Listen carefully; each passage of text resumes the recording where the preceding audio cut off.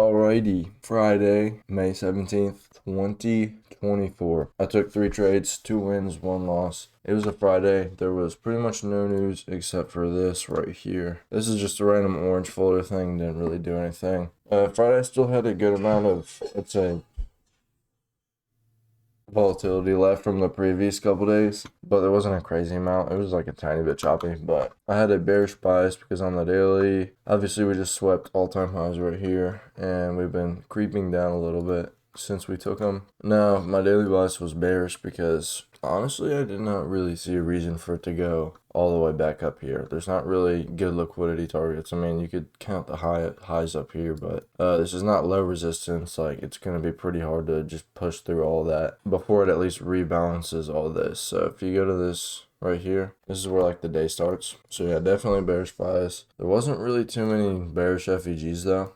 There was a tiny little 4-hour one right here. I marked it out on the S&P because it's actually a little bit more prominent. But going in, there was just a small little 4-hour fair value gap right there. 30-minute chart right here. I'll take this stuff off. 30-minute, there's an FEG right in here. Same thing on here. This is like the highest time frame that this FEG appears on. So this is just got tapped into pre-market a little bit right in here. Filled it on here, didn't fill it on here. I think price is going to be pretty good in a week when it starts developing more liquidity targets that are like on a high time frame, I guess. But I'll get into what I was thinking today. Hop on the charts at about this time right here. Hop on the charts right here, and price was making its way down after the 8:30 open. Oh, and by the way, there was 4-hour bullish FEGs that were pretty much unfilled on both time frames right here. So I thought for the day I was just gonna go and start filling those. Both of them are coming down. The Nasdaq comes down and almost touches this low right here. So it goes right here and then it bounces and then it makes another low. It bounces, and I'll show y'all this real quick. This was the first trade I took. This was the loss. After it came down, bounced one time, came down, bounced the second time. The S&P had made perfect equal lows right here. So these are equal, and then there are little highs in here, and 3 stacked highs on Nasdaq. I mean, literally, it's this close to just sweeping that, and there's 2 more lows right here. So when this thing came back up, there were internal highs right in here, and then there was an FEG, so little turtle soup entry. This thing just fucking bullied straight through it.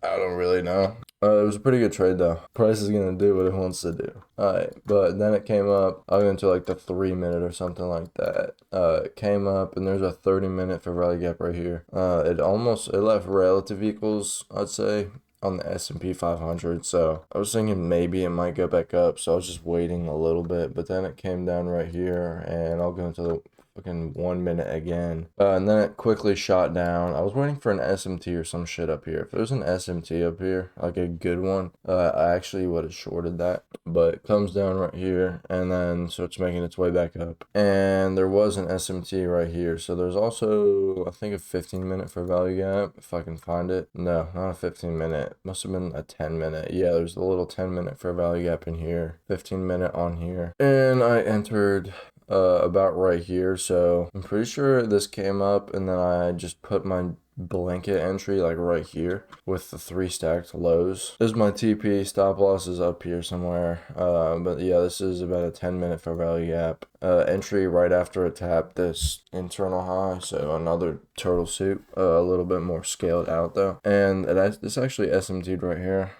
from this point to here, so that's a very good sign. No, so I was in this trade the entire time. Re-entry got taken out, but I was still in the main trade. But then on Nasdaq, after it came up and did, or S&P, after it came up and did this, at this point, dude, the S&P had taken these lows right here, the Nasdaq hadn't. I was still bearish though. Instead of on the Nasdaq, I took it on the S&P just because it was better RR. But here's a little turtle soup. There's 1 high, 2 highs right in here for a value gap. Took a small little trade right here, and this thing just fucking, yeah, that was a really good trade. But there were equal lows right here again, and then the one down here, and then on the Nasdaq, obviously there's a bunch of them. So this one hit. This was just another re-entry, but on a different indice, and then this one ended up hitting as well. So for this trade, I had 1 TP right here, took half off, and then the next one took half off right here. So it was like 2.5 R. Yeah, I like that. But yeah, price came down all the way.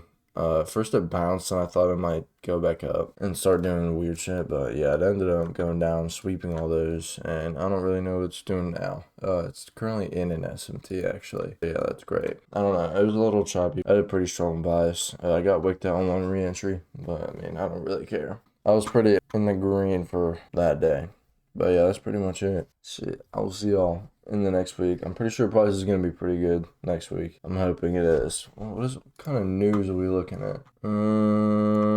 Wednesday FOMC. Pretty much every other day looks good though. I can't even lie. Yeah, no, dude, this week we had 3 days that weren't really tradable. Next week is looking pretty good though. So, alrighty.